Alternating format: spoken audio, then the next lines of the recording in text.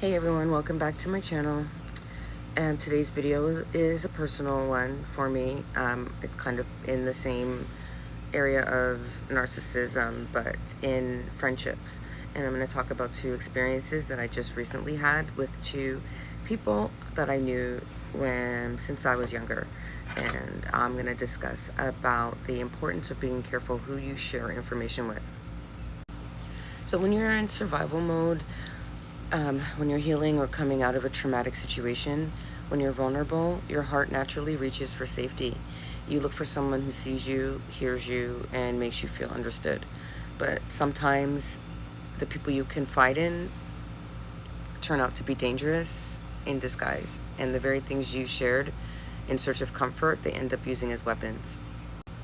So the first situation, something recently, so I just recently moved to Atlanta, and so both of these situations happened since I've moved here, and that's why I'm talking about it. But have I had issues with narcissistic friendships in the past?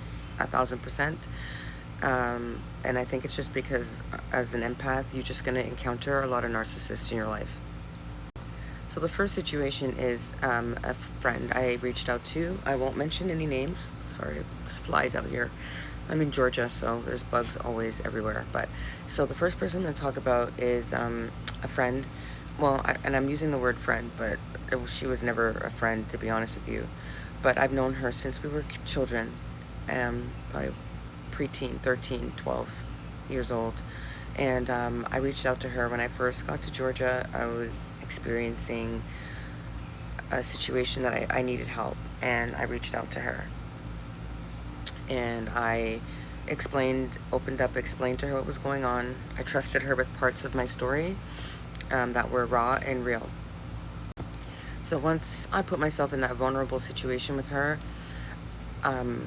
I found out that she told me that she needed assistance herself, but her assistance was in the form of financial assistance. And so she did ask me for money, and she was asking me to co-sign loans and a lot of different things that my boundaries just started blinking and screaming at me.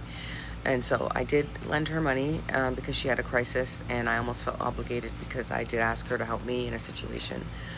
When I asked for repayment of that loan, everything I told her, she started to weaponize it as if I would forget about the loan, because she was using the information I gave her to threaten to expose me about it, which was weird to me because ultimately, even if she did do that, I don't care. I'll just tell them myself.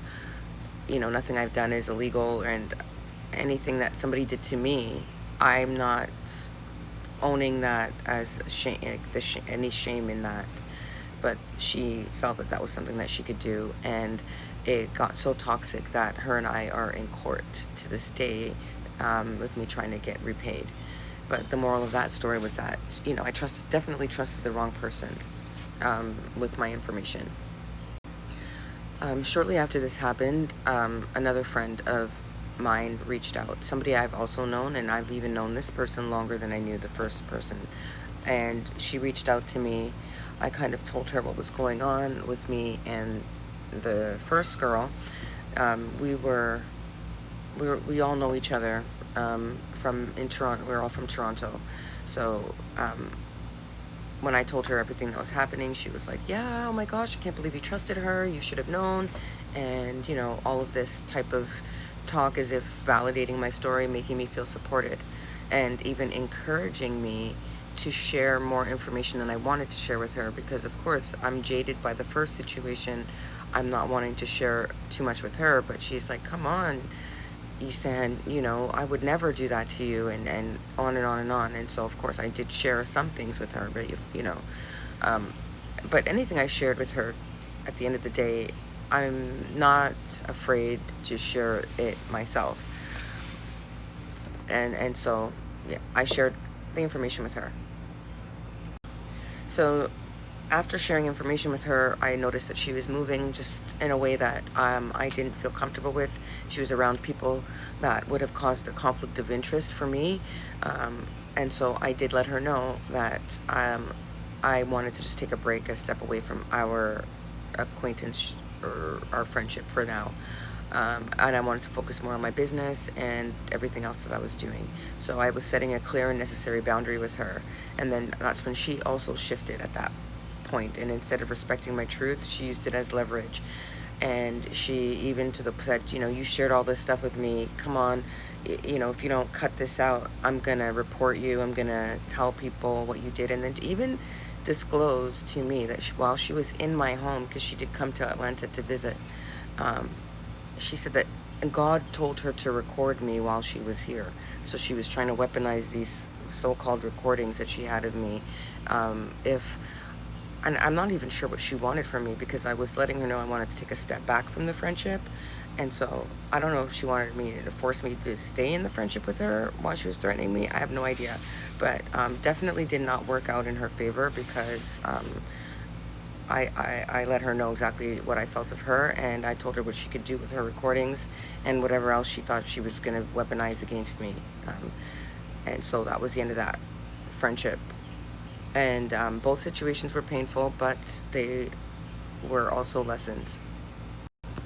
So both of those situations taught me that just because someone seems supportive, it doesn't mean that they're safe. And that safety is not about how someone acts when they are agreeing, when you are agreeing with them, but it's about how they respond when you disagree with them, when you say no, and when you take your power back. A safe person will never punish you for asserting your boundaries. A toxic person will. And they're usually a narcissistic person, because narcissists do not like boundaries. They don't like you to tell them no.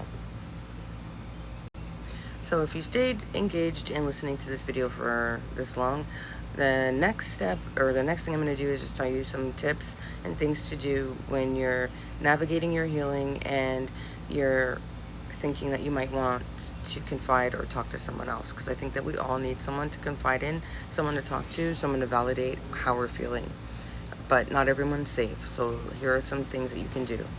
Journaling before you vent to someone is a good way of getting it out. Sometimes you don't need an audience, you just need clarity.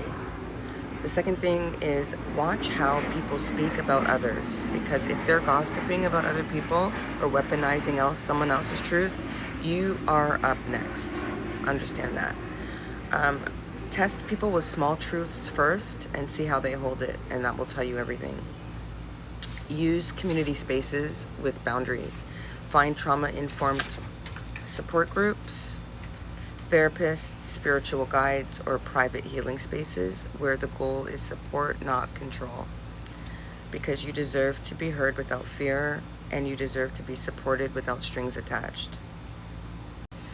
So if you've gone through something similar, or going through something similar where your vulnerability was used against you, drop a comment or a heart, because you're not alone.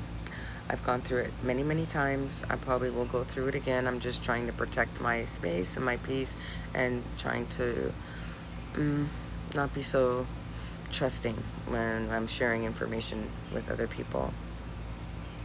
And if you're still learning to trust again, take your time. Healing isn't just about recovering from pain, but about protecting your space and protecting your peace. Thanks for watching, and stay tuned. I plan on continuing making more videos.